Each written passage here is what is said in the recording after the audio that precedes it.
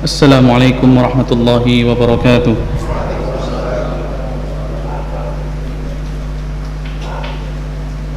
Innal hamdalillah nahmaduhu wa nasta'inuhu wa nastaghfiruh wa na'udzu billahi min shururi anfusina wa sayyiati a'malina. May yahdihillahu fala mudilla lahu wa may yudlil fala hadiya lahu. Asyhadu an la ilaha illallah wahdahu la syarika lahu wa asyhadu anna Muhammadan 'abduhu wa rasuluhu la nabiyya ba'dahu. Qala Allah ta'ala ya ayyuhalladzina amanu taqullaha haqqa tuqatih wa la tamutunna illa wa antum muslimun. Ya ayyuhan nasu taqu rabbakumul ladzi khalaqakum min nafsin wahidah wa khalaqa minha zawjaha wa batha minhuma rijalan katsiran wa nisaa'a wattaqullaha alladzi tasaaluna bihi wal arham innallaha kana 'alaikum raqiba. Ya ayyuhalladzina amanu taqullaha wa qulu qawlan sadida yuslih lakum a'malakum wa yaghfir lakum dhunubakum wa man yuti'illaha wa rasulahu faqad faza fawzan 'azima. Amma ba'du fa inna asdaqal hadithi kitabullah wa khairal huda huda Muhammadin sallallahu alaihi wasallam wa syarrul umuri muhdatsatuha wa kullu muhdatsatin bid'ah wa kullu bid'atin dhalalah wa kullu dhalalatin finnar. Ikhwatal iman rahimani wa rahimakumullah. Alhamdulillah, bersyukur kita kepada Allah Azza wa Jal yang telah memudahkan langkah kaki kita untuk sama-sama datang ke masjid kita ini, yaitu melaksanakan kewajiban kita, melaksanakan salat maghrib secara berjamaah. Alhamdulillah, Allah subhanahu wa ta'ala masih memberikan kepada kita kemudahan untuk sama-sama duduk dalam rangka melaksanakan kewajiban, yaitu menuntut ilmu. Karena Rasulullah sallallahu alaihi wasallam bersabda, talabul ilmi fariidatun ala kulli muslim. Menuntut ilmu adalah perkara yang wajib untuk dikerjakan setiap muslim. Salawat dan salam tak lupa kita curahkan kepada junjungan kita Nabi Muhammad sallallahu alaihi wasallam, dan kita berharap agar salawat tersebut bersambung hingga kepada para keluarga Rasulullah, para sahabat serta orang-orang yang mengikuti beliau sallallahu alaihi wasallam di dalam kebaikan. Ikhwatal iman rahimani wa rahimakumullah, sebagaimana yang disampaikan moderator tadi, insyaallah kajian kita pada kesempatan yang berbahagia ini akan membahas tentang sunnah-sunnah ketika makan, masuk juga nanti sunnah-sunnah ketika minum. Kenapa saya rasa tema ini perlu diangkat? Karena sering sekali di antara kita yang mengaku cinta kepada Rasulullah sallallahu alaihi wasallam, akan tetapi ketika melaksanakan aktivitasnya, terlebih lagi aktivitas yang sering sekali dilakukan seperti makan, minum, tidur, maka kita terkadang tidak mengamalkan petunjuk yang diajarkan Rasulullah sallallahu alaihi wasallam kepada kita. Maka orang yang paling merugi yaitu orang yang tidak mengetahui apa di balik sunnah-sunnah Rasulullah sallallahu alaihi wasallam, padahal aktivitas itu dikerjakan hari demi hari. Bahkan dalam sehari semalam antum makan berapa kali? Mungkin 5 kali. Apa kurang? 10 kali mungkin. Belum makan kecil, belum makan besar. Ya, ada makan kecil, ada makan besar, ada makan sedang.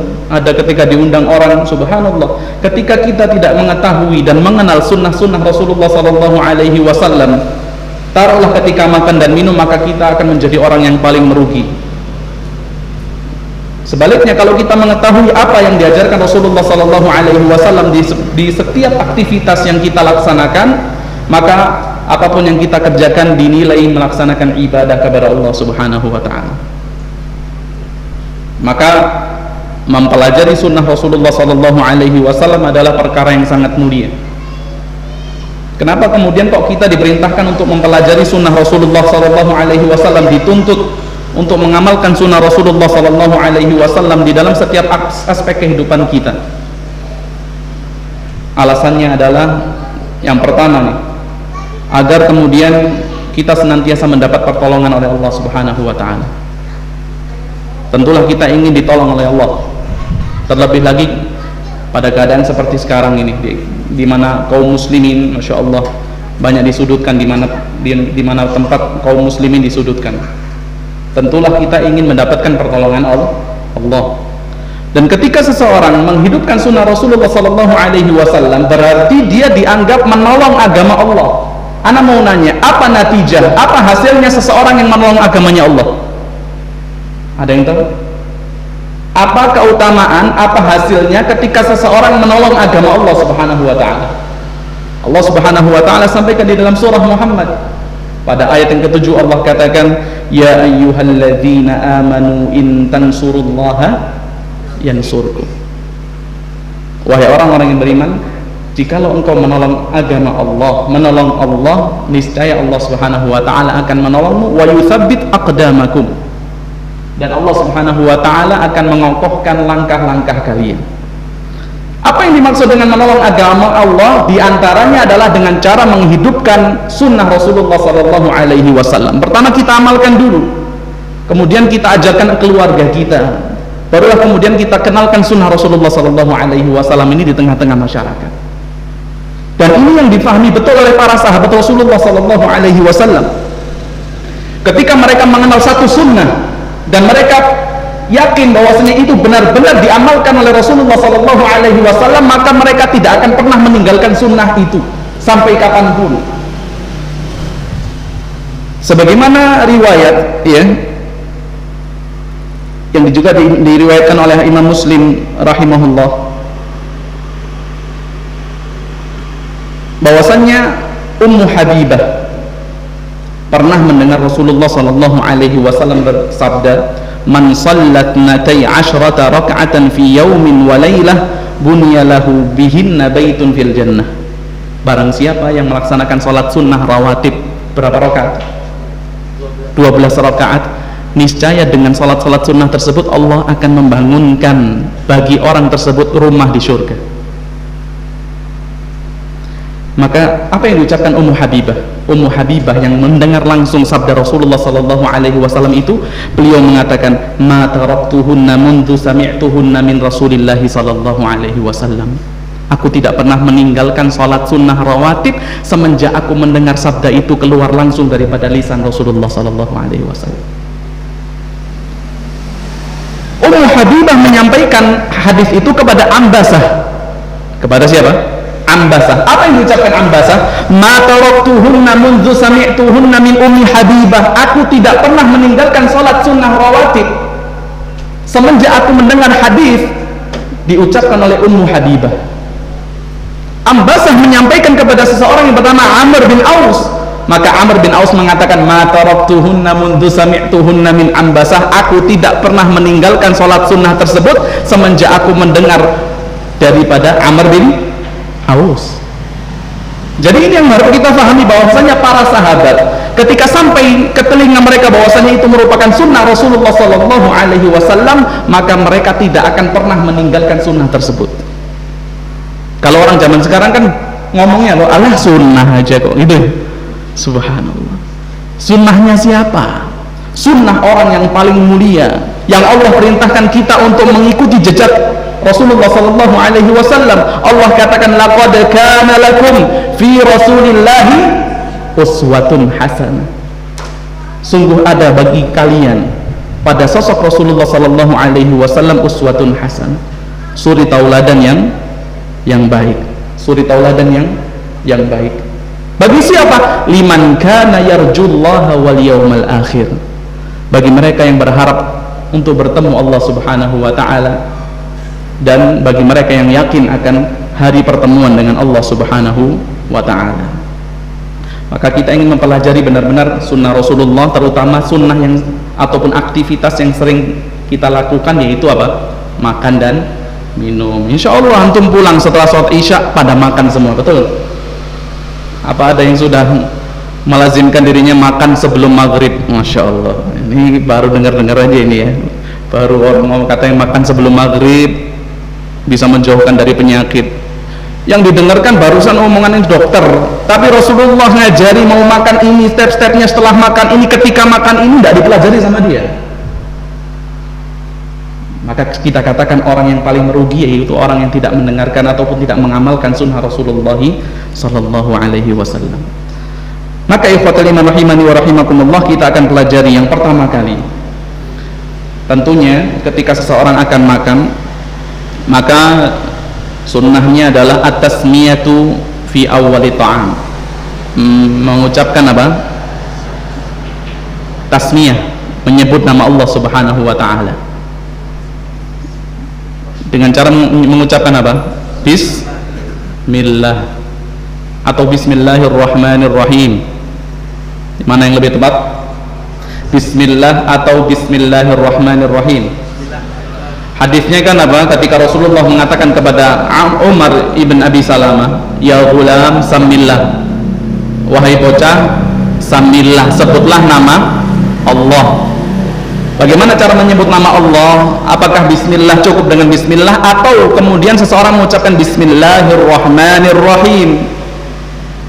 Sampai Al-Imam An-Nawawi rahimahullah mengatakan yang afdal yaitu seseorang mengucapkan Bismillahirrahmanirrahim, tapi kalau cukup mengucapkan bismillah maka itu dia telah mengamalkan sunnah. Apakah tepat ucapan Imam An-Nawawi rahimahullah tersebut? Maka ini dikritik ataupun dikomentari oleh beberapa ulama, termasuk diantaranya yaitu Ibnu Hajar. Ibnu Hajar mengatakan cukup dengan mengucapkan bismillah saja. Dalilnya apa? Dalilnya yaitu Rasulullah Shallallahu Alaihi Wasallam pernah mengucapkan ya sebuah hadis yang diriwayatkan oleh Aisyah radhiyallahu anha. Rasulullah mengatakan, "Idza akala ahadukum falyadhkur ismallah." Jikalau salah seorang di antara kalian makan, maka hendaklah menyebut nama Allah. Fa in nasiya an yudhkar ismallahi fi awwalihi. Kalau dia lupa menyebut nama Allah. Ini masih kita belum sampaikan bagaimana cara menyebut nama Allah ketika mau makan, betul ya? Ketika dia lupa menyebut nama Allah di awal makan, maka hendaknya dia mengucapkan apa? Bismillahi awwalahu wa akhirahu.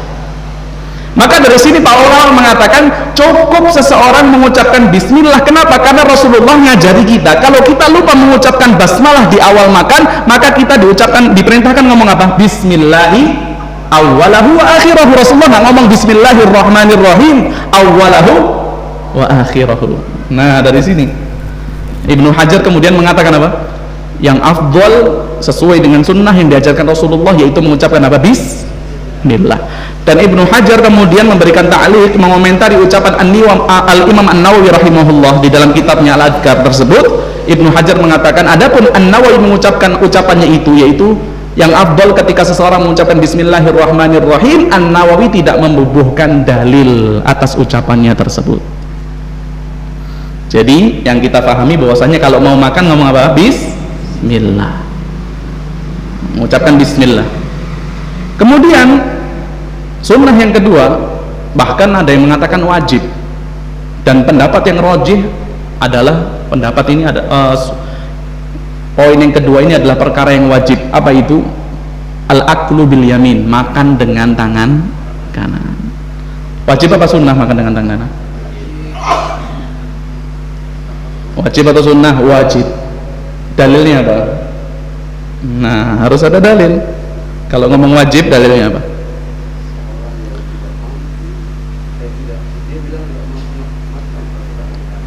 Itu salah satu poinnya. Yang pertama dulu saya mau urut dalilnya. Karena Allah secara jelas, secara gamblang di dalam Al-Quran memerintahkan kita untuk tidak mengikuti langkah syaitan. Sedangkan syaitan makannya dengan apa? Tangan kiri. Allah katakan, ya ayyuhalladzina amanu dukhulu fis silmi kaffah wa la tattabi'u khutuwatis syaitan. Kita diperintahkan untuk tidak mengikuti langkah syaitan, dan syaitan itu dijelaskan di dalam hadis makannya dengan tangan kiri. Maka ada yang timbul, ada yang tanya, Ustadz, syaitan itu beneran makan atau kiasan saja? Jawabannya apa? Makan bener atau kiasan saja? Kalau dia makan seakan-akan tubuhnya kuat, kemudian godain kita, itu godaannya semakin kuat, atau makan memang benar-benar makan? Ayo, jawabannya apa? Makan bener-bener hakikatnya memang makan atau kiasan saja? Bingung kan tuh? Nggak pernah lihat syaitan makan gitu ya? Maka para ulama mengatakan yang dimaksud syaitan makan itu memang benar-benar syaitan makan secara hakikatnya, makan yang benar-benar makan. Taunya dari mana? Syaitan itu kencing. Paham ya? Di dalam hadis dikatakan syaitan apa? Kencing. Ketika disebutkan di sisi Rasulullah seorang laki-laki yang tertidur sampai lewat waktu subuh, tidak sholat malam, sholat subuhnya kawanan kalau bahasa saya, kesiangan, maka Rasulullah mengatakan dzakar rajulu bala syaitanu fi udhunih, itu laki-laki dikencingi syaitan telinganya. Berarti kalau syaitan itu kencing, makanya syaitan itu apa? Makan. Kalau syaitan itu kencing, berarti syaitan itu minum. Para ulama mengatakan seperti itu. Dan juga dijelaskan di dalam hadis, kalau dikumandangkan azan maka syaitan itu lari wala hudurat, sampai terkentut-kentut. Kalau kentut berarti apa? Makan. Antum masih bingung selama ini benar-benar makan atau sekedar kiasan saja? Ternyata hadis yang lain itu mendukung memang apa? Bahwasanya syaitan itu makan secara hakiki. Ketika selesai adzan syaitannya balik. Ketika iqamat syaitannya lari kentut-kentut lagi. Berarti kalau kentut syaitan makan. Setelah qomatnya selesai syaitan balik, kemudian ngomong sama orang sholat, uzkur kada, ingat ini, ingat itu, kamu tadi letakkan kunci di atas lemari, tadi itu gulenya belum dikasih garam apa, ingatnya di mana? Sholat. Jadi yang jadi pembahasan kita bahwasanya syaitan itu makan secara apa? Hakikatnya makan. Itu yang pertama alasannya. Kita diperintahkan apa Pak? Menjauhi langkah-langkah syaitan. Yang kedua, Rasulullah juga katakan kepada Amr bin Abi Salamah tadi, wa kul biyaminik, makan dengan tangan kanan. Perintah langsung secara jelas Rasulullah katakan makan dengan tangan kanan. Alasan yang ketiga, kenapa kok kemudian makan dengan tangan kanan itu dikatakan wajib bukan sunnah? Karena ada seseorang laki-laki yang makan di sisi Rasulullah, makan dengan tangan kiri. Rasulullah perintahkan laki-laki ini makan dengan tangan apa? Kanan. Laki-laki itu mengatakan la astati ya Rasulullah, aku nggak bisa makan dengan tangan kanan, udah biasa makan dengan tangan kiri. Ini kan alasan buat klasik dari zaman dulu. Orang zaman sekarang ngomong nggak bisa makan dengan tangan kanan, kidal. Rasulullah ketika diucapkan seperti itu, Rasulullah mengatakan apa? Lastata'ta, oh kalau gitu kamu nggak akan sanggup makan dengan tangan kanan. Sampai dikatakan laki-laki itu tidak pernah sanggup mengangkat tangan kanannya sampai batas mulutnya, nggak kuat, nggak sanggup. Berarti apa? Tidak mungkin Rasulullah mendoakan keburukan bagi laki-laki tersebut kalaulah perkara ini hanya sebatas perkara sunnah. Kalau hanya sebatas sunnah nggak mungkin didoain keburukan sampai nggak bisa ngangkat tangannya, betul nggak? Berarti ini memang wajib makan dengan tangan kanan. Adapun makan dengan tangan itu juga ada yang kemudian mengatakan sunnah, tapi kalau makan dengan tangan kanan, kita makan menggunakan alat sendok, garpu, tapi tetap kita makannya dengan tangan kanan, maka dikatakan kita juga mendapatkan pahala apa? Sunnah. Yang lebih parah lagi, banyak orang ketika makan dengan tangan, masya Allah, dia mau sunnah makan dengan tangan, waktu keselak apa? Kesedak itu dia mau minum, masya Allah, karena dia pikir tangan kanannya kotor, dia langsung angkat ini, masya Allah. Iya nggak? Sering antum lihat deh, didorong pakai tangan kanan, ini masih mending, pakai dorong gitu, jadi masih agak halus lah, seakan-akan dia minum pakai tangan apa? Kanan. Ada yang ekstrim langsung tangan kiri. Ya akhi, ya Allah, ini gelas ini dipakai, ditaruh di depan antum itu supaya kotor, nanti dicuci. Ada yang mengatakan, aduh nanti orang jijik lihat saya taruh, pegang, dipegang gelasnya pakai tangan kanan, minum. Makan stik, masya Allah, di meja stik garpu apa ini? Pisau, diiris, kan gitu ya. Saya juga belum pernah makan stik model kayak gitu, langsung makan stik gitu. Anggon-anggonan ini di rumah makan, soalnya mau makan mahal, diiris, dicuci, tusuk pakai apa? Garpu, langsung aja up. Ya Allah. Padahal kalau antum iris, tusuk pakai garpu, kemudian pindahkan ke kanan, berapa detik butuh waktu antum? Yang makan tetap kanan. Berapa detik antum butuh waktu dari memindahkan dari tangan kiri ke tangan kanan? Tidak sampai 1 detik, tapi kok subhanallah, kok orang kadang males, kadang suka tangan kiri karena memang nggak kenal siapa yang harus jadikan contoh. Yang jadikan contoh itu artis-artis yang nggak jelas, itu orang-orang fasik yang maksiatnya itu terang-terangan ngajarin maksiat. Kalau orang maksiat, sekedar maksiat saja sembunyi-sembunyi dikatakan asi, orang itu tukang maksiat. Tapi kalau sudah maksiatnya itu diekspos di TV apa semua, bukan lagi maksiat, bukan lagi asi, tapi apa? Fasik. Masya Allah. Jadi makan dengan apa? Tangan kanan. Itu hukumnya apa, Pak? Wajib. Mulai sekarang bukan sunnah, wajib makan dengan tangan kanan. Kemudian sunnah yang berikutnya, ya, kalau lupa ngomong bismillah, kalau lupa baca bismillah, kita ucapkan basmalah, lupa, mungkin karena terlalu lapar, mungkin karena terlalu bernafsu, kita langsung masya Allah enak ini makan. Ketika antum ingat, itu diperintahkan antum mengatakan bismillahi awwalahu wa akhirahu, dengan menyebut nama Allah di awal dan di akhirnya.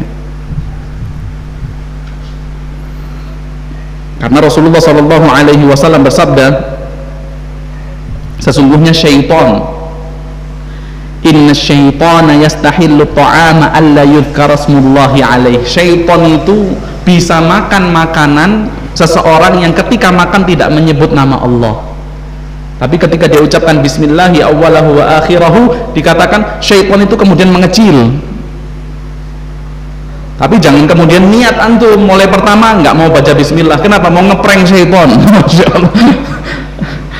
Nanti syaitannya supaya makan nafsu kemudian kita ucapkan bismillah, ya. Bukan seperti itu. Kalau lupa, tapi tetap kalau mau makan harus mengucapkan apa? Basmalah. Kalau lupa, ucapkan apa? Bismillahi awwalahu wa akhirahu.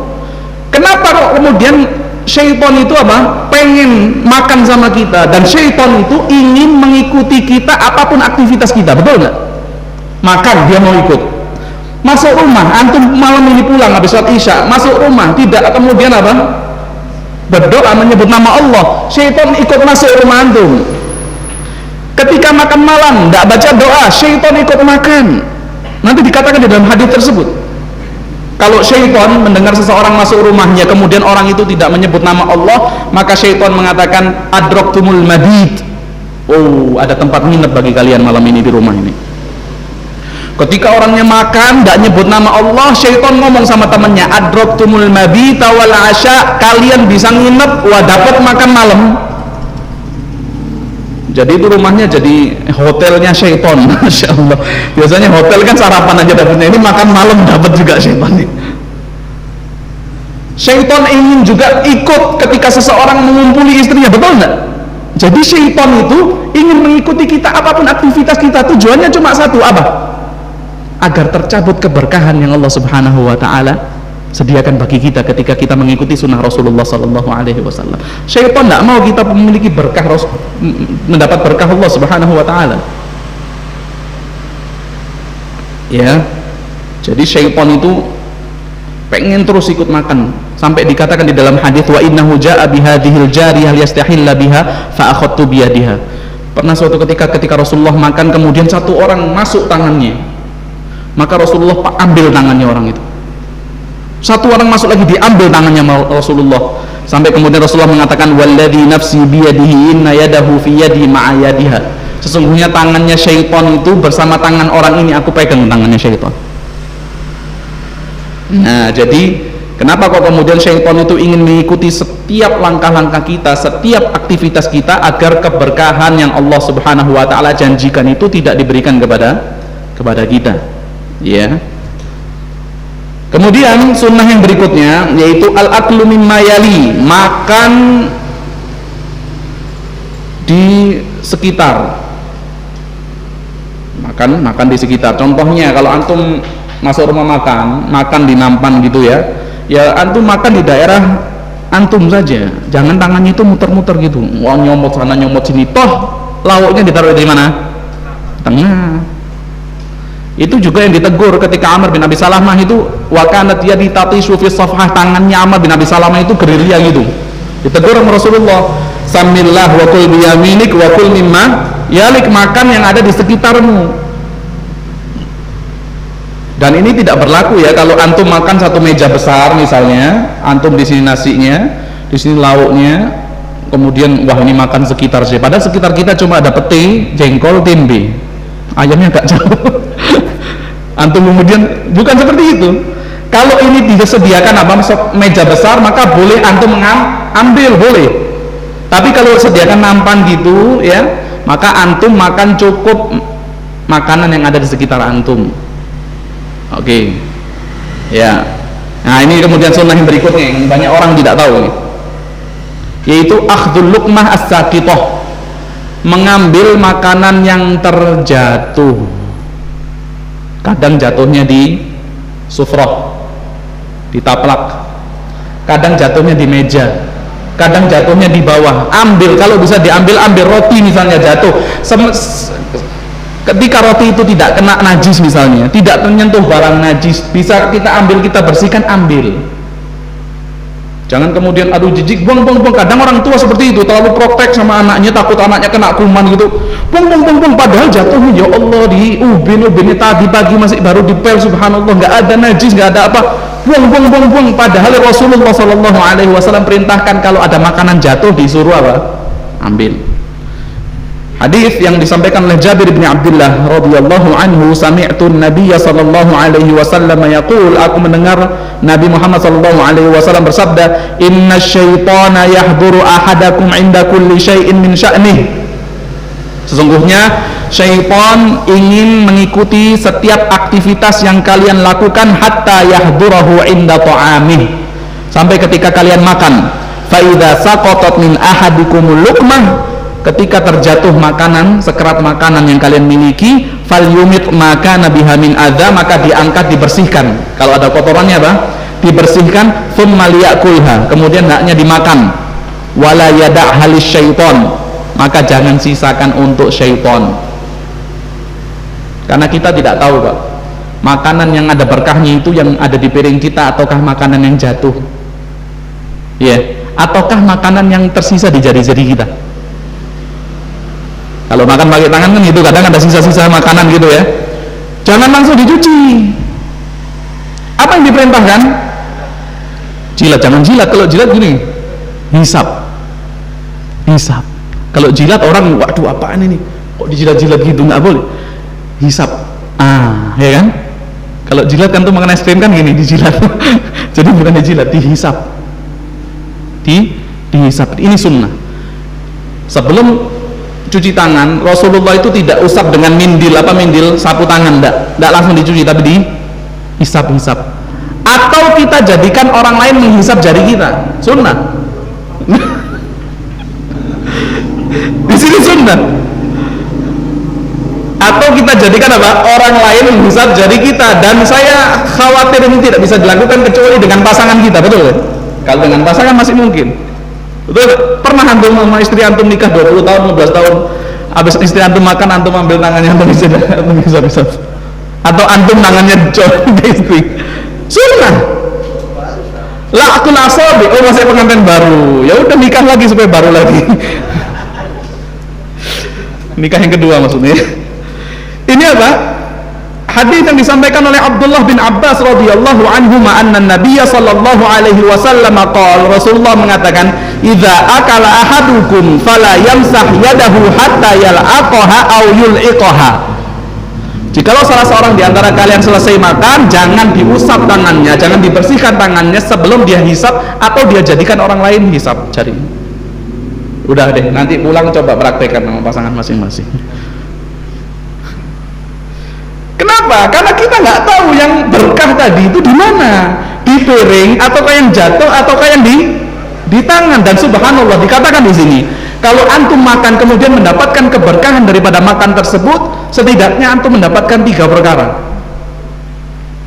Yang pertama, antum akan mendapatkan asupan gizi yang cukup. Kan sekarang kita diperintahkan untuk apa? Meningkatkan imun. Masya Allah, imannya nggak pernah imun aja. Yang kedua, antum akan terhindar daripada efek samping makanan itu kalau sudah dapat berkahnya makan. Tapi tetap makannya jangan berlebih-lebihan. Kalau makannya kebanyakan ya mudarat pasti.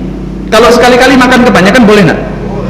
sekali-sekali boleh, tapi tidak setiap makan kekenyangan. Kalau sekali-sekali boleh. Abu Hurairah pernah ketika membawa susu di hadapan Rasulullah, ini tinggal susu tinggal satu, ini satu cawan gitu ya, Rasulullah perintahkan untuk diberikan kepada ashabus suffah sekitar 80 orang. Waduh, Abu Hurairah sudah selesai dapat nih, dia kasih si fulan A, B, C sampai 80 orang. Ketakutan Abu Hurairah nggak kebagian. Rasulullah sampai senyum. Ketika susu sampai di tangan Abu Hurairah ternyata masih ada. Subhanallah. Ishrab ya Abu Hurairah, minum. Diminum Abu Hurairah. Ishrab ya Abu Hurairah, minum. Diminum lagi. Sambil senyum Rasulullah. Ishrab ya Abu Hurairah, minum. Diminum sama Abu Hurairah. Ishrab ya Abu Hurairah. Abu Hurairah sampai ngomong apa? Ya Rasulullah, la ajidu lahu maslakan. Ya Rasulullah, sudah nggak ada tempatnya lagi ya Rasulullah. Kalau antum kan perutnya banyak lacinya ya. Laci atas, laci kanan, kiri gitu ya. Ntar geser dulu, makan lagi gitu. Abu Hurairah sampai ngomong apa? Ya Rasulullah, nggak ada tempat. Kemudian Rasulullah ambil itu cawannya, kemudian Rasulullah SAW minum. Jadi ini dalil bahwasanya sekali-kali boleh makan kekenyangan, tapi sekali-kali. Kalau secara umum makan ya cukup, Rasulullah katakan 1 suap 2 suap cukup, antum 1 suap 2 suap. Atau luqaimat kata Rasulullah, luqaimat beberapa suap, beberapa kerat yang nanti bisa apa? Yukim nasul bahu, bisa menegakkan punggungnya untuk ibadah. Atau kalau nggak bisa kata Rasulullah, jadikan sepertiganya itu makanan, sepertiga yang kedua apa? Minuman, sepertiga yang ketiga apa? Udara. Karena pernah cerita di sini orang makan kekenyangan sampai tidur ketika sholat. Pernah, pasti antum ingat semua. Pernah ya? Siapa yang ingat? Yang ketika anak sholat di Masjid Al-Fatah, Ramadan tarawih, baca juz 7, Allahu Akbar ya, baca Al-Fatihah, waladhdallin amin, baca surat juz 7, tadi ke-7 ya juz 7.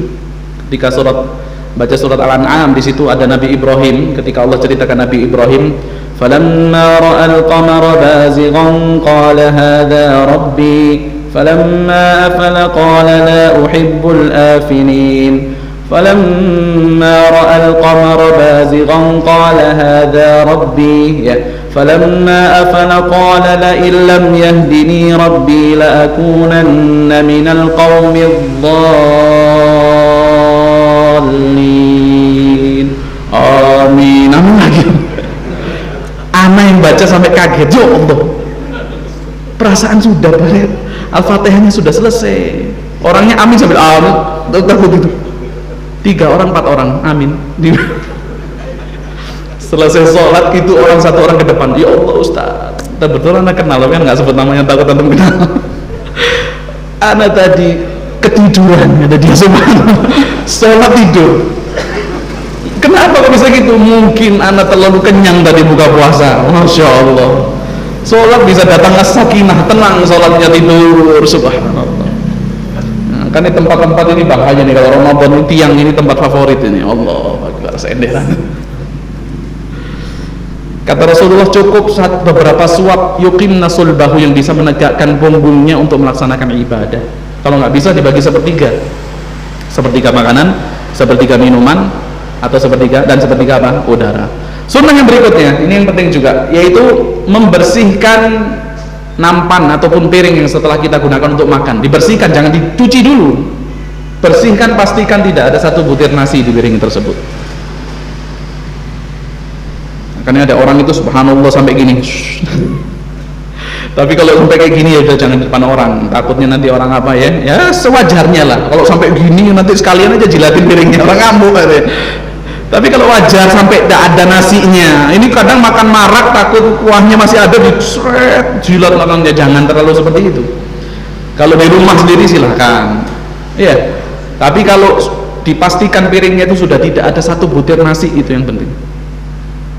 Yang ini kata para ulama mengatakan banyak dilupakan oleh para penuntut ilmu. Bahkan para penuntut ilmu ketika makan itu subhanallah, kalau antum makan daging biasanya ada tulangnya, biasanya sudah bersih piringnya, tapi coba periksa lagi di tulangnya itu, ternyata ada nasinya. Subhanallah, betul nggak?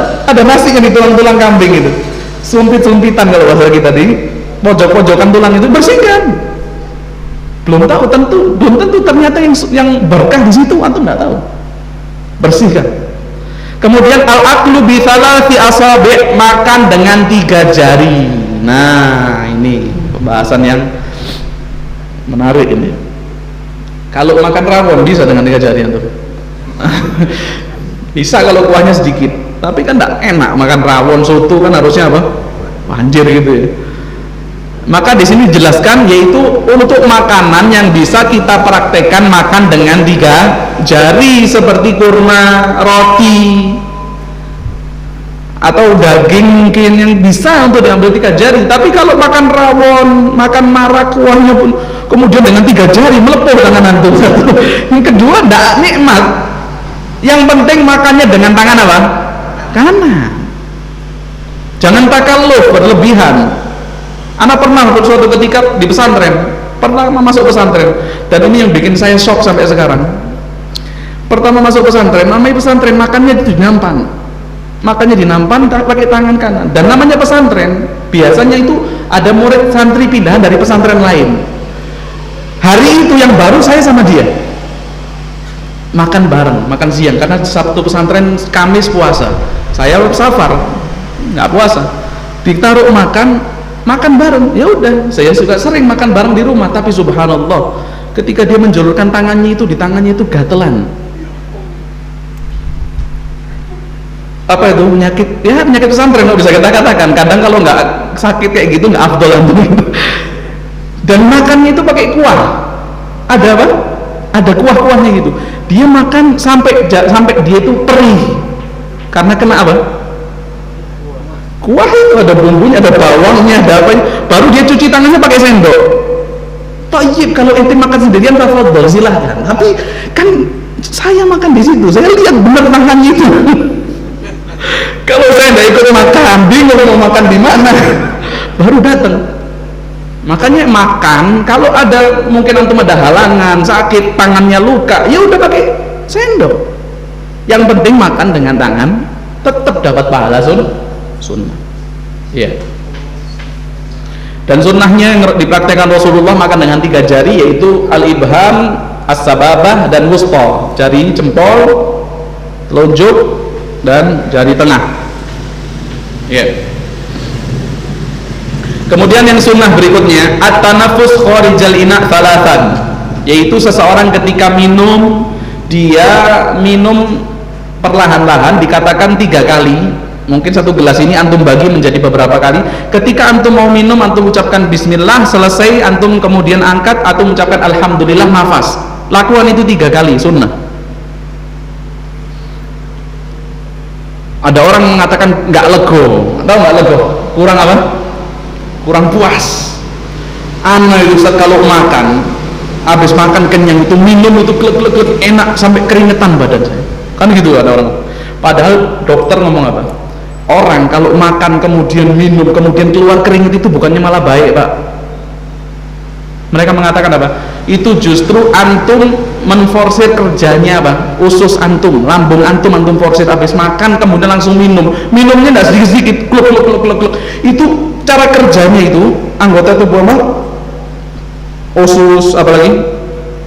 Lambung antum kerjanya itu ekstra double. Nah, itu yang jadiin antum apa? Keringetan habis makan. Dan itu bukannya baik. Itu bukannya apa? Bukannya sehat. Ada orang yang ngerasa itu apa?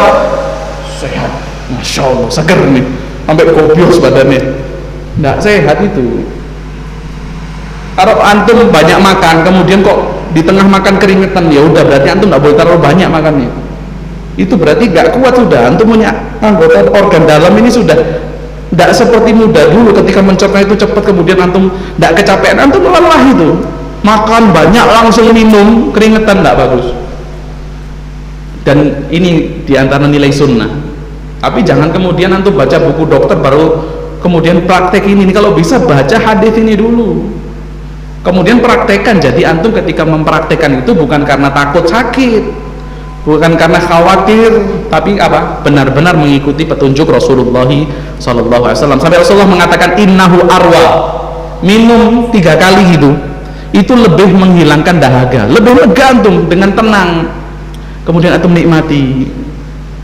Itu lebih apa? Menghilangkan dahaga. Wa abro apa? Lebih menjauhkan diri daripada penyakit tadi. Yang ketiga apa? Wa amro, lebih terlihat wibawa. Lebih terlihat apa? Coba antum diundang sama pejabat minum klek-klek, mau antum seperti itu? Enggak, karena apa? Karena takut maksudnya apa? Ini orang nggak sopan minumnya, karena memang nggak ada wibawanya sama sekali. Maka minum dengan 3 kali itu juga apa? Lebih menjadikan seseorang itu terlihat berwibawa, terlihat elok lah seperti itu, ya. Kemudian yang tentunya yang terakhir adalah setelah makan kita diperintahkan baca doa. Bacaan doa macam-macam yang antum tahu apa? Oh, situ diputar-putar aja. Alhamdulillah, alhamdulillah. Apa lagi yang tahu?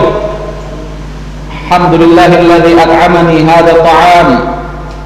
Alhamdulillahilladzi at'amani hadza wa razaqanihi min ghairi haulin minni wala quwwah. Apalagi yang antum tahu? Ada yang bisa lagi? Yang lain?